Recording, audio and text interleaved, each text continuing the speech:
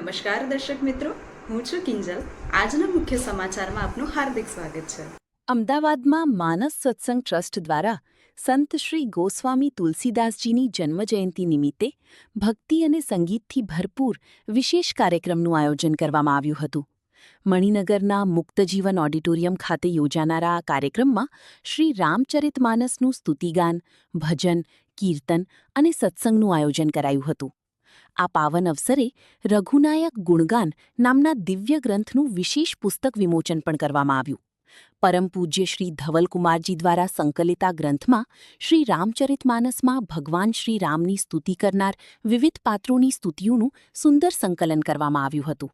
આજે પરમ પૂજ્ય પ્રાતઃ વંદનીય સંત શ્રી તુલસીદાસજી મહારાજજીની જન્મ જયંતિ છે, પ્રાકટ્ય તિથિ છે અને તેના ઉપલક્ષમાં સર્વે રામાયણ પ્રેમીઓ, રામચરિતમાનસ પ્રેમીઓ દ્વારા ભગવાન શ્રી રામચંદ્રજીની સ્તુતિઓનું સંગીતમય રીતે, ભક્તિમય રીતે તેનું ગાયન થવાનું પૂજ્ય સંતોની પાવન ઉપસ્થિતિ છે. અનેક ભક્તો આજે રામ સ્તુતિ શ્રવણ કરવા આતુર છે, કારણ કે રામચરિતમાનસ એક એવો વૈશ્વિક ગ્રંથ છે જેના દ્વારા સેંકડો કરોડો સાધકોએ પરમ વિશ્રામની અનુભૂતિ કરી.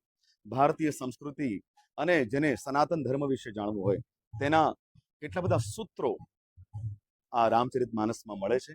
તો આજે રામચરિતમાનસ અંતર્ગત જેટલી રામસ્તુતિઓ છે તેનું આજે સંગીતમય ગાયન થશે. આજે ભજનો પણ થશે, કીર્તન થશે, સંતના પાવન આશીર્વાદ પણ મળશે અને ગોસ્વામીજીના જીવન ચરિત્ર વિશે પણ મતિ અનુસાર ચર્ચા કરવામાં આવશે. માનસ સત્સંગ ટ્રસ્ટ દ્વારા પ્રકાશિત એક પુસ્તકનું વિમોચન પણ છે પૂજ્ય સંતોના હાથે, અને એ પુસ્તકનું નામ છે રઘુનાયક ગુણગાન. આ રઘુનાયક ગુણગાન એ પણ ગોસ્વામીજીનો જ શબ્દ છે. સુંદરકાંડના અંતિમ ચરણમાં આ શબ્દનો પ્રયોગ થયો છે.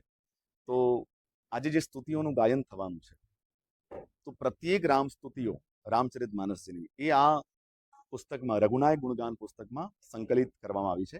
અને વિશેષ હનુમાનજીની પણ સ્તુતિ, આરતી, શ્લોક, પાઠ ઇત્યાદિ આમાં મૂકવામાં આવ્યા છે.